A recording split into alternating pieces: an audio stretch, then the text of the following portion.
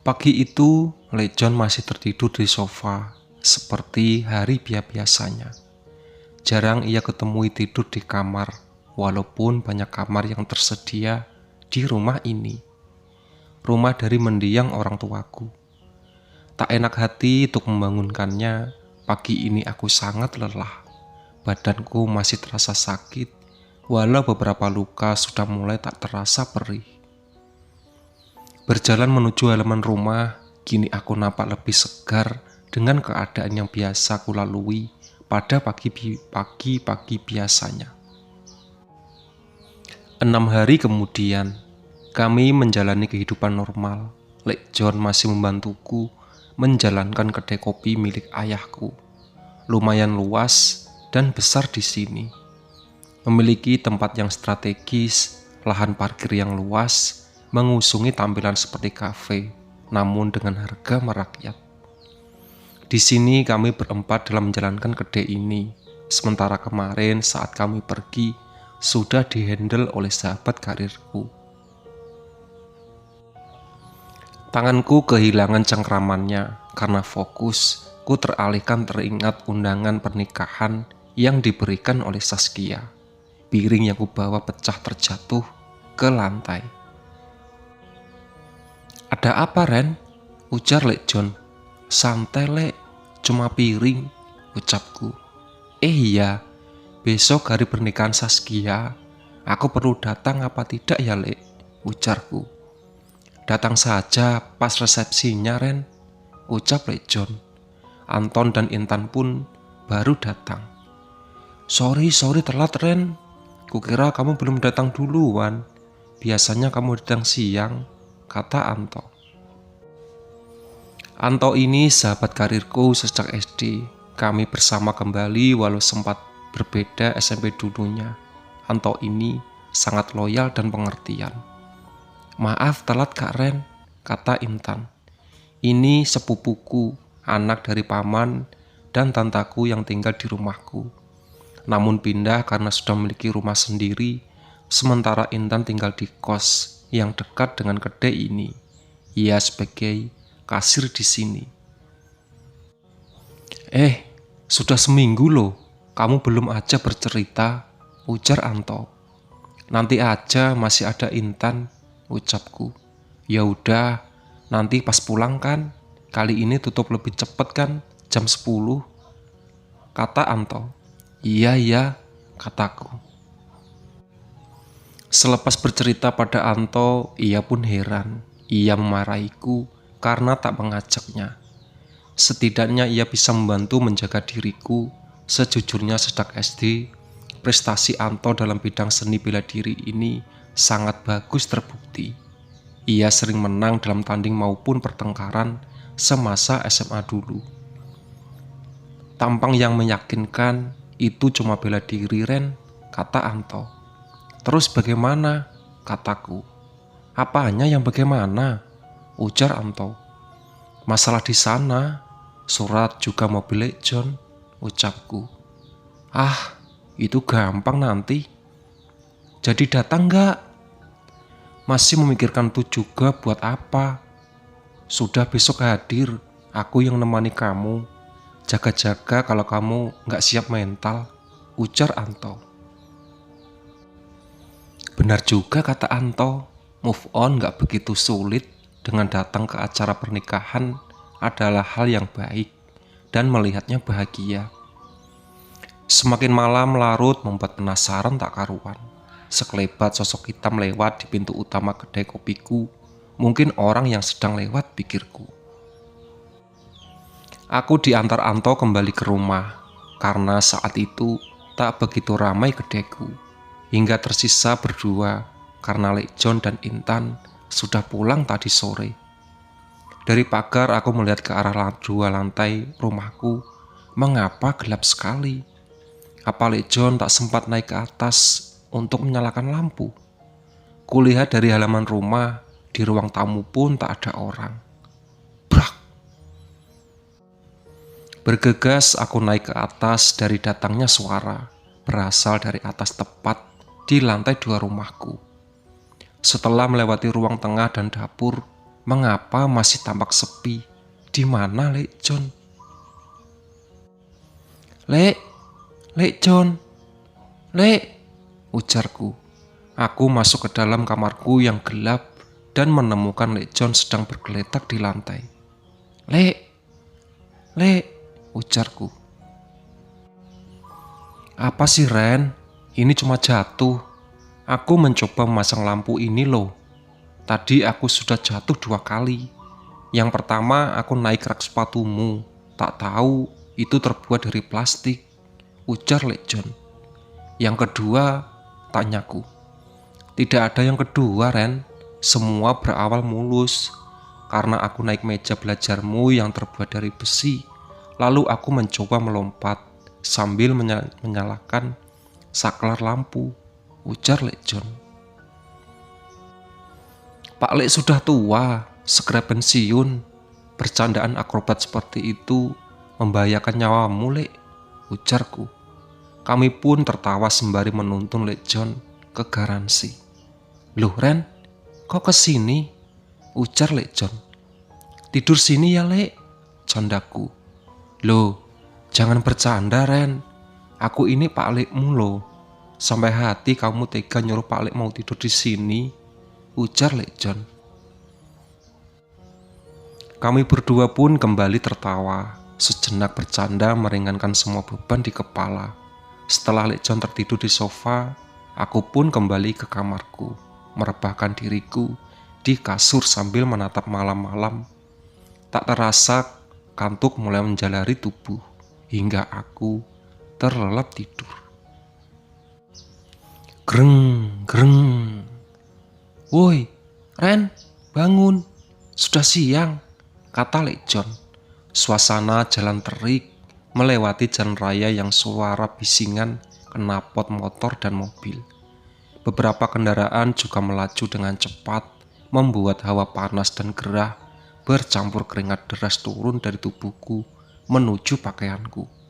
Di mana ini? Ujarku. Saling mencoba mengerti apa yang terjadi saat melihat ke kanan dan ke kiri. Oh, ternyata aku sedang berada di jalan raya. Sebentar, ujarku. Sudah bangun Ren, ujar Anto. Akhirnya bangun, kata Lek John. Woi, ini mau kemana? Mengapa aku tiba-tiba berada di atas motor bertiga dengan kalian? Harusnya sekarang aku masih tidur di rumah, ujarku. Lek John di belakang menyaut. Mau ke acara kondangan, Ren? Pernikahan siapa? Kataku. Saskia, kata Anto. Oh, Saskia. Sembari melihat penampilanku. Oh, begini mempermalukanku ya. Bahkan aku masih mengenakan celana pendek, jersey dan kaos oblong. Bahkan tak bersandal, kataku. Ya kan yang penting kamu hadir, lihat saja nanti, ujar Anto. Aku diam saja menurut apa mereka berdua yang pemikirannya terlalu cepat. Memang jika tak begini, aku tak mungkin mengurungkan niatku untuk menghadiri pernikahan mantanku. Berlalu sekitar 20 menit, tepat berada di balai serbaguna, kami bertiga tiba di resepsi dan turun dari mobil, lalu masuk ke dalam gedung. Minimal mandi toh, kata perintah tamu. Aku membuka baju dan celana tepat di depan penerima tamu. Otaknya tidak sehat. Anto yang keren, gagah, mendak menjadi begini. Di keberanian yang di luar nalar, berganti baju di sini. Ia memberikan setelah kemeja dan celana panjangnya kepadaku, beserta sepatunya. Dua penerima tamu wanita itu pun memalingkan wajahnya, sembari menutup muka dan tangan, namun mengintip dari kedua sela-sela telapak tangannya. Memakai setelan yang diberi Anto, aku pun masuk. Dari jauh terlihat sangat anggun, wanita cantik yang bersama sang mempelai pria tampak cantik berada di atas pelamin. Wajah indah berseri mengenangkan ia bahagia. Tepat setelah menerima undangannya, aku merasa sedih. Namun kini yang kurasakan hanya bahagia. Saskia pernah ada di dalam hidupku, hanya bagian dari kisah yang dulu. Beberapa teman dan saudara dekat Saskia tampak sedang berwasfoto bersama kedua mempelai. Saskia tahu aku hadir, datang ke pernikahannya. Ia tersenyum manis, melambaikan tangan kepada aku, lalu berkata, "Hai," ucap Saskia. Aku membalasnya dengan senyuman dan ikut melambaikan tangan di sini. Anto menepuk pundakku. Anto memanggil Saskia. "Saskia, aku dan Randy di sini."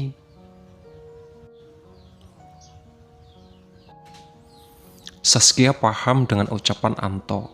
Ia kembali melemparkan senyum dan melambaikan tangan ke Anto. "Apa sih, To?" ujarku. Kulihat lagi wajahnya bahagianya. Di hari bahagianya, tak enak hati juga menemui lebih dekat. Cukup dengan ia tahu, aku sudah hadir, hati pun sudah merasa lega. Sementara Lek John sedang berburu rendang dan makanan lain. Membawa minum yang segar, nampak dari kejauhan ia menikmati makanan-makanannya. Dari balik pintu samping gedung, orang berkumis tebal, berbadan besar, membawa bendu, menghilang dari tatapanku, entah kemana. Anto yang berada di sampingku pun tergopoh berlari menuju sosok hitam mencurigakan itu. Ia pun memberantakan beberapa kursi yang berjejer menerobos pintu samping. Dengan sigap, aku mengikutinya dari belakang.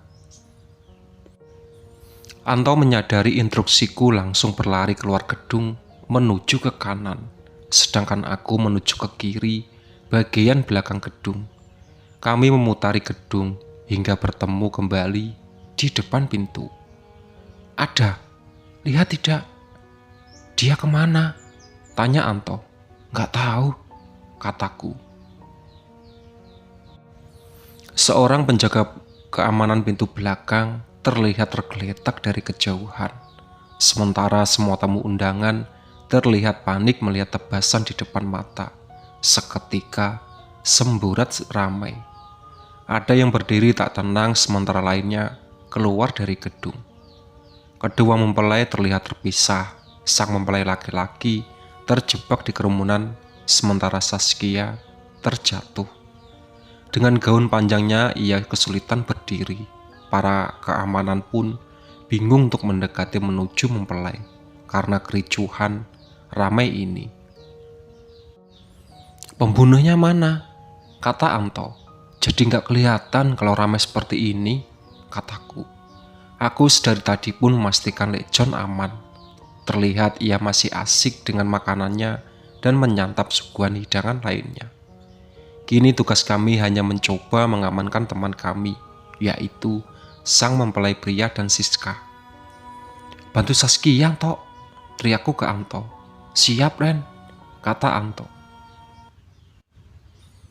Aku mencoba menuju mempelai pria di tengah keramaian. Aku memiliki rencana dengan sang mempelai pria yang mungkin bakal berhasil. Di lain tempat, Saskia dan Anto berhasil menuju pelataran balai depan dan mobil truk. Saskia sudah siap. Mereka berdua melihat di sekitar waspada bila pembunuh tersebut muncul lagi. Saskia yang memiliki rasa takut dan khawatir tinggi mencoba tak menambah masalah dengan mencari suaminya. Dikarenakan ia paham bila ia ikut terjun ke dalam keramaian akan sangat berbahaya dirinya. Brak! Dari kejauhan, Anto dan Saskia melihat mempelai pria terjatuh karena ditendang oleh orang berbaju hitam tadi. Anto pun langsung berlari melihat mempelai pria dihajar oleh sosok tadi. Lek John yang datang pun menyuruh Saskia untuk percaya dan masuk ke dalam mobil dan pergi menjauh dari sini. Dengan berontak, Saskia memaksa untuk menolong suaminya, namun Lek John meredam emosi dan menyuruh melihat apa yang ada di dalam mobil. Ternyata di dalam mobil sang mempelai pria berada tepat di sampingnya. "Temanmu tadi menolongku. Aku tak tahu jika teman berada di dalam sana. Rencana temanmu berhasil," kata mempelai pria. Jadi, siapa yang memakai setelah jas pengantin dan yang sedang terjatuh di sana? Tanya Saskia. Randy, jawab Lek John. Brak, brak. 2 tendangan Anto mengenai tubuh orang berbaju hitam tadi. Anto sangat hafal bahwasanya ia tendang adalah bukan sosok pembunuh yang ia tadi. Buk, buk, buk. 3 gerakan tendangan kembali Anto luncurkan kepada orang tersebut. Bukan ini, Ren, ujar Anto. Benar toh, bukan orang ini, kataku. Dari kejauhan, Lek John juga sedang bergelut dengan seorang berbaju hitam juga. Nampak Lek John menguasai pergelutan itu dikarenakan lawan tak sebanding. Tubuh kecil kurus tak bisa menaklukkan seorang Lek John yang berbadan lebih besar dari orang tersebut. Orang di samping tersebut beranjak pergi. Brak! Sepakan dari Anto kembali menumbangkan harapan orang tersebut untuk kabur. Tak lama para penjaga keamanan balik ini datang dan meringkus kedua orang berbaju hitam ini. Salah satu dari mereka membawa bendo yang digunakan menebas korban. Nasib baik tebasan yang mengenai korban tadi menyebabkan luka tak terlalu dalam fatal. Para penjaga keamanan acara resepsi itu tak lain adalah para paman dari Saskia dan mempelai pria. Kami menjelaskan kejadian detail mulai dari kecurigaan kami pada sosok berbaju hitam hingga peran Anto dan Lek John dalam menyelamatkan kedua mempelai. Hari ini membuat kami bertiga yakin ada yang aneh ketika kedua orang itu mengikuti sampai ke sini. Kami memutuskan untuk kembali ke desa di mana untuk mengambil surat tanah kemarin. Karena semakin yakin bahwa ini ada kaitannya dengan ulah warga desa. Itulah sahabat cerita dari Tumbal Pesugihan di Sojagal. Ditunggu part selanjutnya. Oke.